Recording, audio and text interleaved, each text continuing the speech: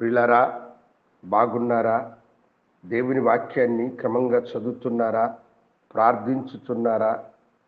నేటి ధ్యాన వాక్యం కొరింథీయులకు రాసినటువంటి మొదటి పత్రిక 13వ వచనం.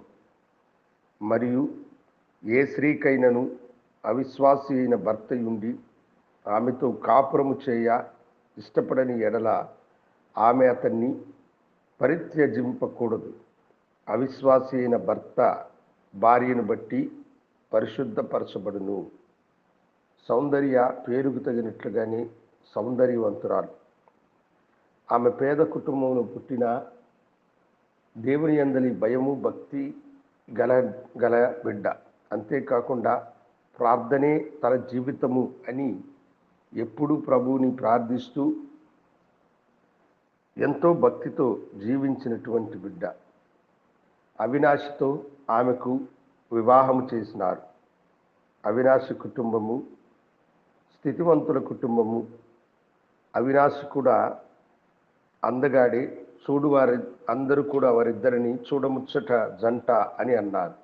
అయితే అవినాశికి దేవుని పట్ల కొంచెము కూడా భక్తి లేనటువంటి వాడు. అంతేకాకుండా అన్ని దురబాట్లు ఉన్నటువంటి వాడు. త్రాగుడు, సిగరెట్లు త్రాగడము, వ్యభిచారము చేయడము, ఇలాంటి లోకంలో ఉన్న దురలవాట్లన్నీ అతనిలో ఉన్నాయి. మొదటి రోజే సౌందర్యకు ఆ అనుభవం ఎదురైనది. ఎన్నో ఆశలతో ఆమె భర్తను చేరుకొనగా సూటిపోటి మాటలతోనూ, దెబ్బలతోనూ, సిగరెట్ల కాల్పులతోనూ ఆ రాత్రి ఆమె గడపాల్సి వచ్చింది.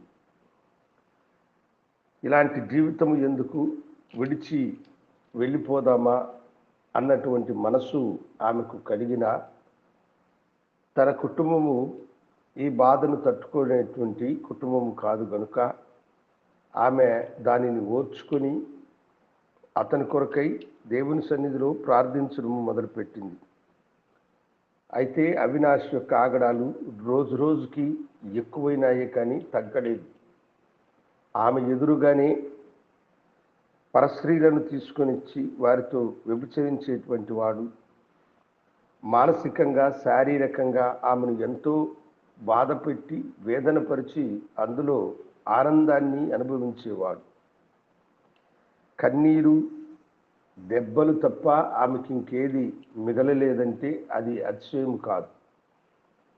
అయినను సౌందర్య దేవుని మీద తనకున్న నమ్మకంతో ప్రతిదినము తన భర్త యొక్క మార్పు కొరకై దేవుని సన్నిధిలో కన్నీరు కారుస్తూ ప్రార్థిస్తూ వచ్చేటువంటిది. ఇవన్నీ అవినాష్కి పట్టేది కాదు. ఒకరోజు అతడు ఓ స్త్రీతో కూడా వాహనములు వెళుతూ ఉండగా వాహనానికి యాక్సిడెంట్ అయి అతనికి ఎక్కువ దెబ్బలు తగిలి కాళ్ళు కదల్చలేనటువంటి పరిస్థితిలో కాళ్ళు రెండు విరిగి హాస్పిటల్లో చేర్చబడ్డాయి. ఆ స్త్రీ అతన్ని విడిచి పారిపోయినది. లేవలేనటువంటి పరిస్థితిలో ఎవ్వరూ అతని దరికి చేరలేదు. అయితే సౌందర్య రాత్రింబగళ్ళు కంటికి రెప్పలా తన భర్తను పరామర్శించి అతని కొరకై పరిచర్య చేసింది. ఆమె అతని బెడ్ దగ్గర మోకరించి రాత్రంతా దేవుని సన్నిధిలో కన్నీరు కార్చి ఆ బాధ నుంచి ఆయన త్వరగా విడిపించాలని దేవుని సన్నిధిలో ఆమె మొరపెట్టడం మొదలుపెట్టింది. మొదట ఏదో పిచ్చి పని అనుకున్నటువంటి అవినాష్కి దాని తర్వాత ఆమె ప్రార్థన, ఆమె కన్నీరు, ఆమె పరిచర్య అతనిలో మార్పు కలుగు చేసింది. దాదాపు 2 సంవత్సరములు వీల్ చైర్లోనే అతడు గడపాల్సి వచ్చింది. ఈ 2 సంవత్సరములు ఆమె ఓపికతో చేసిన పరిచర్య అతనిలో పరివర్తన కలుగు చేసింది కనుక తన భార్య తాను ఎన్ని చిత్రహింసలు పెట్టినా తనకు ఇంత సహనముతో తనను ప్రేమించి పరిచర్య చేసిందని అతను గ్రహించి మార్పు చెందిన వాడై తన భార్యతో కూడా ఏకీభవించి సమాధానపడి ఒక మంచి వ్యక్తిగా మారి వారిరువురు దేవుని సన్నిధిలో సాక్షులుగా గడపసాగారు. భక్తుడైన పౌలు ఇక్కడ అదే చెబుతున్నాడు. అవిశ్వాసి అయినటువంటి భర్త భార్య యొక్క విశ్వాసము వలన మార్పు చెందుతాడని. అయితే నేటి దినాల్లో చీటికి మాటికి చిన్న చిన్న విషయాలకే భార్యాభర్తలు విడిపోయేటువంటి వార్తలను మనం వింటూ ఉన్నాం. సహనము లేనటువంటి వారుగా ఉంటూ ఉన్నారు. ప్రార్థన మీ జీవితాన్ని ఆశీర్వదిస్తుంది. దేవుడు మీ పక్షమున ఉంటాడు కనుక ప్రియమైన యవన బిడ్డలారా, ఈ సమస్యను దేవుని సన్నిధిలో ఉంచి విజయవంతులైన వారిగా మీరు మారాలని ప్రభు పేరట నేను మీకు తెలియజేస్తున్నాను. మహాగరుడా, నీకు వందనాలు. బిడ్డలను అత్యధికంగా ఆశీర్వదించండి. డైవర్స్ వరకు వెళ్ళేటువంటి కుటుంబాల పట్ల మీరు కృప చూపించమని వేడుకుంటున్నాను.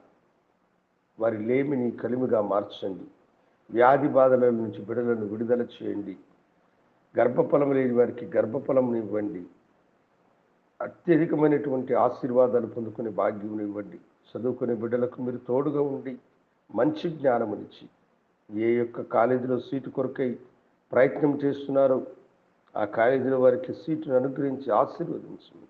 మీ దివ్యకరములకు బిడ్డలను సమర్పించుకుంటూ ఈ ఉదయకాలపు దీవెనలు తెలిపినందుకై యేసునామమున అడిగి వేడుకొంచున్నాము తండ్రి. ఆమేన్. శుభోదయం. ప్రభు మిమ్మల్ని దీవించునుగాక. ఆమేన్.